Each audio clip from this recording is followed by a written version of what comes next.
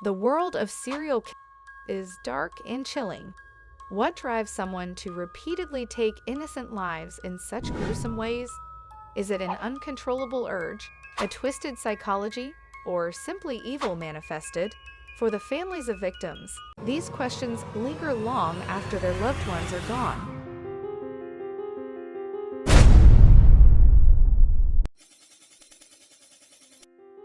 Hi guys, and welcome back to Crimeco, where we break down some of the most gruesome true crime cases from all over the world, giving you the most up-to-date detailed information. If that sounds like something you are interested in, be sure to subscribe and don't forget to give this video a like.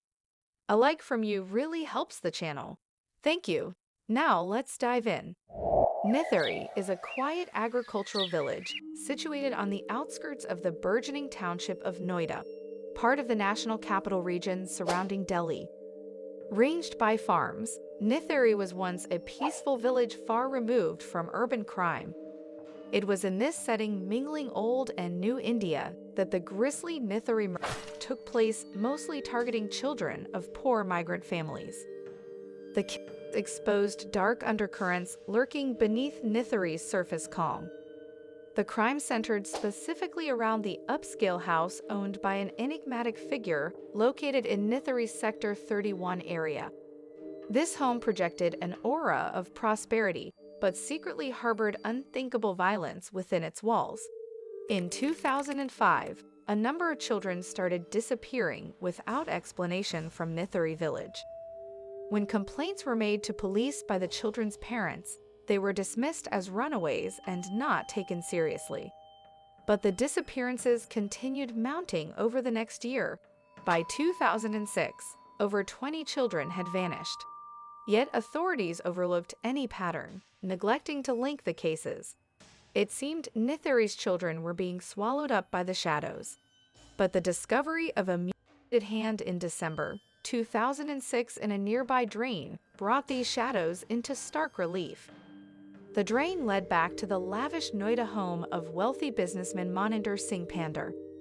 Further investigation revealed the grisly truth: the remains of missing children were being discarded at Pandar's house. Revelations soon turned to outrage as more and more skeletons and dismembered body parts came to light. Had a serial killer been living right under the nose of Nithari residents? What unspeakable crimes had been committed behind closed doors? The nation waited on tenterhooks as the case unraveled, determined to unmask the evil plaguing this once quiet village. Who was responsible for the disappearance of innocent children? What sinister secrets lurked beneath the surface? The 2006 Noida serial murder paralyzed the nation, but the fog enveloping Nithari was about to lift. At the center of the Noida serial murder sat the imposing figure of the 49-year-old Moninder Singh Pandar, a wealthy businessman from a respected family. Moninder Singh Pandar was born in 1st October 1957 in Chandigarh, the northern Indian city regarded as the capital of Punjab and Haryana states. He studied at the elite Bishop Cotton School in Shimla, after which he graduated from St. Stephen's College, Delhi. He was a bright student and was considered to be a good leader. He was also a member of the National Cadet Corps. After graduating from St. Stephen's, Pandar went on to work as a businessman. He was involved in a number of businesses, including real estate and construction. He was also the owner of a number of restaurants and hotels. In the 1990s, Pandar relocated to Chandigarh, where he started a truck bodybuilding business. In 1981, Pandar married Devinder Kaur, and they had one son, Kirandeep. The couple separated in 2000, and Pandar moved to Noida, living alone in his house while his family stayed in Chandigarh. Pandar would frequently travel back to Chandigarh to visit his wife and son, who did not live with him full-time. By the early 2000s, Pandar had expanded his business operations to Noida near Delhi. He purchased a large house in the Nithari village area of Noida, where he maintained a lavish lifestyle, drove a BMW car, and employed several domestic helpers and guards who assisted in maintaining the spacious house when he was away. One of these helpers was a 38-year-old man named Surinder Kohli, who would become deeply implicated in the gruesome killings that occurred in Nithari starting around 2005. But in the beginning, Pander and Kohli seemed to be ordinary citizens leading routine lives. Married with children and educated abroad, Pander seemed an unlikely suspect. No one had any inkling of the horrors that would unfold within the walls of Pander's home. Yet circumstantial evidence linked him ever more tightly to the disappearance of Nithari's sons and daughters. To neighbors, Pander's life looked ideal, a sprawling house staffed with servants, frequent visits from friends and family, and travels abroad. But few knew of Pander's troubled relationship with his wife, who lived separately in Chandigarh. In Noida, Pander lived alone, save for his domestic helper, Surinder Kohli. By all accounts, Kohli kept to himself and went about his work quietly. But locals would soon learn that this unassuming man held deadly secrets. The case first came to light in May 2006, when a 20-year-old woman named Payal went missing after going to Pander's house. Her father spent months pleading with police to investigate, before finally getting an FIR registered. When police interrogated Kohli, they found that Payal's cell phone was still in use after her disappearance. This led them to Pander's house. Searches of Pander's home revealed more bodies and skeletal remains that were forensically matched to missing Nithari children. Many victims had been brutally raped and mutilated. With evidence mounting, Pander and his servant Surinder Kohli were arrested in December 26, 2006 for it seemed an unthinkable darkness had seeped into the heart of a quiet Delhi suburb. But how many innocent lives had been claimed before the evil was unearthed? On December 29, 2006, the remains of Payal and several children were discovered buried under Pander's drain. By the shocking admission of Pander and Kohli, the Nithari house had become a slaughterhouse. After the arrests of Maninder Singh Pander and Surinder Kohli, police struggled to unravel the full extent of their horrific crimes. However, as the investigation proceeds, evidence mounted, and the time had come to unearth the full truth behind the vanishings that had shattered Nithari's tranquility.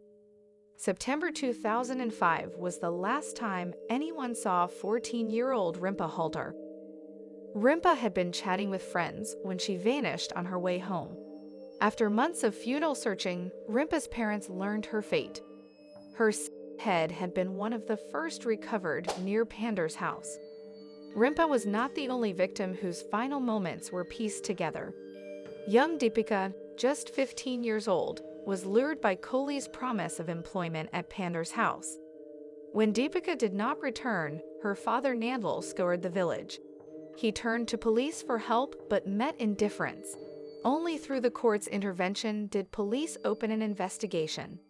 It revealed the horrific truth: Deepika had been murdered on Pander's premises. Nandlal's persistence brought the horrors of Nithari to light. As dozens more remains were found, the victim toll rose. Young Pinky Sarkar, Payal, Arti, and Rakna were identified among the dead.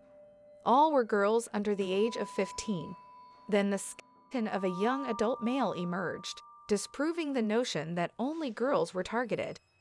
Innocent lives had been snuffed out, leaving only bones as a testament to their existence. They left behind traumatized families demanding justice. Mothers and fathers recounted their desperate searches for children who would never come home. They lamented police apathy that allowed the case to continue unchecked. Their outrage was echoed across India. Initially handled by UP police, the case was later transferred to the CBI in 11 January 2007 due to allegations of corruption and inaction. मेरा भी जो है मतलब मैं अकेला रह भी मन में प्रेशर बना करने का उसके बाद धीरे-धीरे करके गलत भावनाएं आने लग गई. Through interrogations and scientific tests, they extracted a confession from Kohli detailing his gruesome acts. He was diagnosed with sadistic disorders like necrophilia and found to be a psychopath. Kohli confessed in graphic detail to and dismembering children who were lured into Pander's home with promises of treats or money. His method was chillingly ritualistic. After killing the victims, Coley would reportedly their limbs and heads in the upstairs bathroom, often resorting to cannibalism, cooking, and consuming parts of his victims. He would then bundle the remains in bags and plastic sheets, dumping them behind the house. Organ harvesting and cannibalism were probed, revealing the depravity the killers were capable of. But what came to light was more than just the revelations of two accused men. It was a sobering look at the darkness that can fester within human hearts, turning ordinary men into monsters. In all, over 19 child victims were identified, though the true body count may be higher. The shocking brutality of the murder indicated a psychopathic. Despite Coley's confession, Pander maintained his innocence. He claimed to know nothing of Coley's horrific crimes occurring under his own roof. But for many, Pander's pleas rang hollow. Why had he not noticed a pattern of missing children in the village? How could such depravity unfold in his home without his knowledge? While Pander claimed ignorance of the case, authorities suspected he allowed Coley use of his home for the murder and may have been complicit in some way. He ran an illegal from his home, and witnesses described him as having a violent temperament. Moreover, the precision of the dismemberment hinted at an organ angle. Coley lacked the surgical skill to so cleanly excise specific organs. It is possible a larger criminal operation was at play, preying on Nithari's vulnerable children to profit from their organs. But lack of concrete evidence resulted in Pander facing charges only for abetment and destruction of evidence. For Nithari and the nation, healing would be slow after violence on such an unfathomable scale. But the long process of justice and closure had finally begun for families of the victims, united by an unimaginable loss. Light had pierced the darkness that descended on the village that became haunted by the specter of evil. Several lengthy trials commenced for the over 12 charges faced by the accused Moninder Singh Pander and Surinder Coley. On 12 February 2009, both men were first sentenced to death for the rape of a teen girl, Ripa Haldar.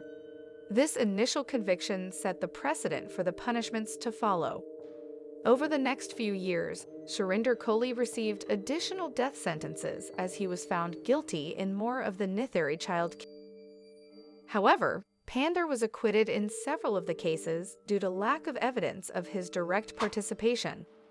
By 15 February 2011, Coley's death sentence was upheld by India's Supreme Court for the murder he had been convicted in. But the question of Pander's full culpability remains murkier. In July 24, 2017, Pander and Coley were awarded death sentence by CBI and in Pinky Sarkar case. This is the 8th of the 16 cases in which the judgment has been delivered in Nithari case. Several other cases are still pending trial, but for the relatives of victims, justice feels incomplete. They continue battling a legal system that initially failed to protect their children. The Nithari case had spotlighted alarming gaps in India's policing and justice systems. It became a call to conscience to build a society where children are protected, not betrayed. In memory of the lost lives, NGOs and activists continue fighting to reform child welfare laws and curb organ. Though their lives were cut short, the Nithari victims fuel positive change, underscoring the need for humanity to stand guard against the darkness. The gruesome events that unfolded in that fateful village inspired works shedding light on the darkness of human nature and the pursuit of justice. Notably, the BBC documentary Slumdog Candy 2012 delved into the chilling case, chronicling the series of murders and subsequent investigation that rocked the nation, providing a hauntingly detailed account of the horrors behind Moninder Singh Pander's walls. Another significant portrayal came through the Indian documentary film, The Karma Case, 2017, directed by Ram Devanini and released on Netflix, which revisited the Noida serial murder and explored their impact on victims' families and the community. Additionally, 2011, a Bollywood film directed by Mohit Suri, used the real-life case as a backdrop to explore themes of crime and justice. The 2006 Noida serial murder shine a sobering light on the human condition, proving we must remain vigilant against evil. Though justice came too late for many victims, their memories spur efforts to protect India's children from future predators. May Nithari's slain innocents remain forever in our hearts as we forge a safer world. Don't forget to like, subscribe, and hit the notification bell to stay up to date with the latest true crime cases. We appreciate having you as part of our community as we explore the mysteries that continue to fascinate us all. Stay curious and remember, justice may stay hidden in the darkest corner.